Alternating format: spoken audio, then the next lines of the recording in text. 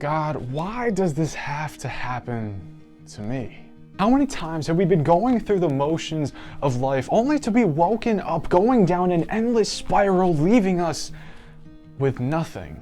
And that may sound dramatic, but it's also kind of relatable. But with no exaggeration, that's exactly what happened to our character of study today. Welcome everyone to Through God's Eyes, the finale, part 4.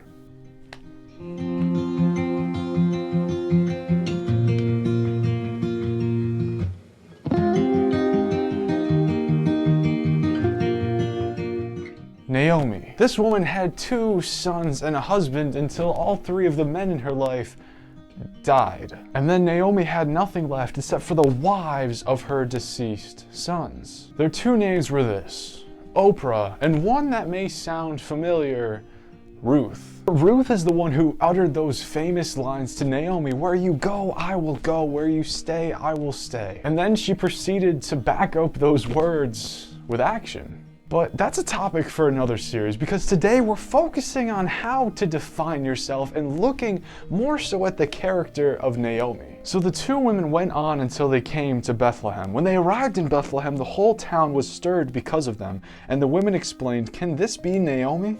"Don't call me Naomi," she told them. "Call me Mara, because the Almighty has made my life very bitter. I went away full, but the Lord has brought me back empty. Why call me Naomi? The Lord has afflicted me. The Almighty One has brought misfortune upon me." Naomi had given up hope. Now, it's pretty difficult to tell the story from Naomi's perspective because, in case you didn't know, the book of Ruth mostly follows Ruth. But Naomi is a pretty interesting character because if you look at the context of the story, she pretty much loses everything. She moves out to a foreign land, but it's okay at that point because she has her whole family with her. But then all the men in her life pass away. Her husband and her daughter's husband. She has no food, no income coming into the house. All she has are her widowed daughters-in-law to take care of her. It's a really grim story. So Naomi gets up and decides to return back to her hometown, but she has trouble trying to go alone. Then Naomi said to her 2 daughters-in-law, "Go back, each of you, to your mother's home. May the Lord show you kindness, as you have shown kindness to your dead husbands and to me. May the Lord grant that each of you will find rest in the home of another husband." Then she kissed them goodbye and they wept aloud. And we know the story. One of them goes home, but Ruth decides to tag along. But I want to emphasize one point for you to keep in mind for later. Naomi tells Ruth to go home. Turn back, find a new husband, start a new life. Let me go on this journey alone. That's what Naomi wanted Ruth to do, but Ruth doesn't do that. So they end up going back to Naomi's hometown, and Ruth goes to glean in the fields or pick up leftovers after the harvesters had already gone over it. And then Ruth comes home, says that she's met a hot guy, yada yada. Let's read. "And Ruth the Moabite said to Naomi, 'Let me go to the fields and pick up the leftover grain behind anyone in whose eyes I find favor.' Naomi said to her, 'Go ahead, my daughter.'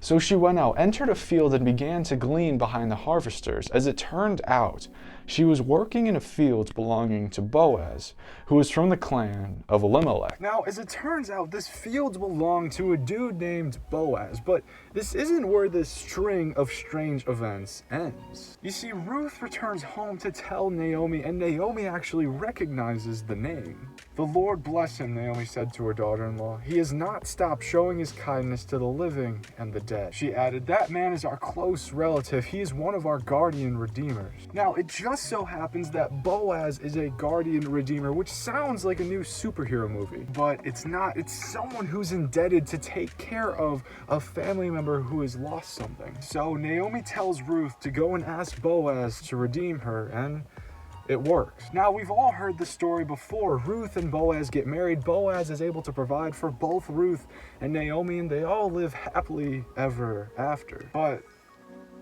I wanted to emphasize something.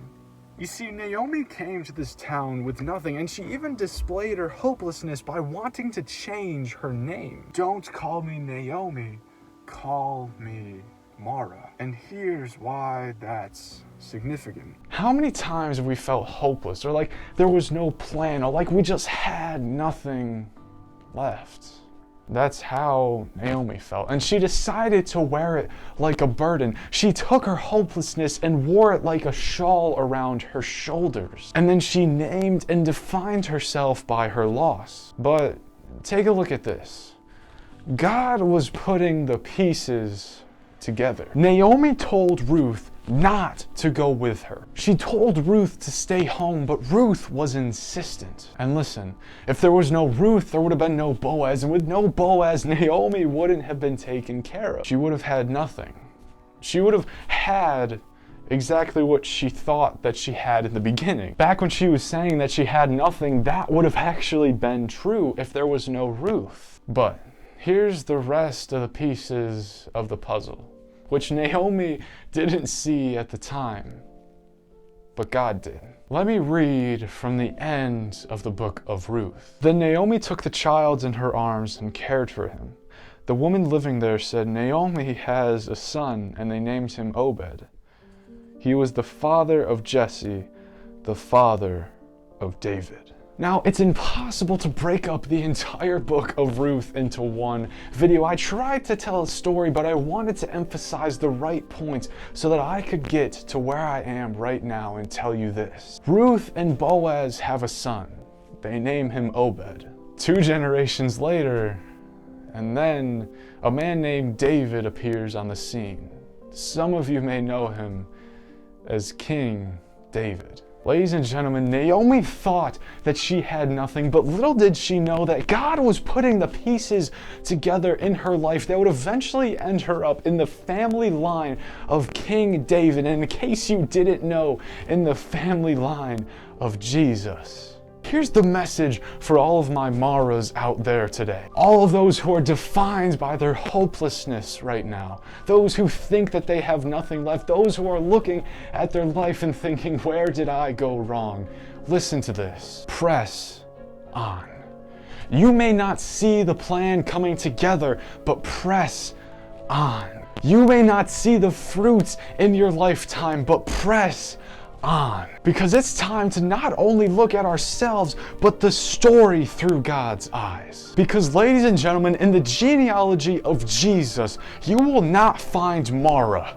You will find Naomi. Because God has a plan. And God is the only one who can tell you who you are.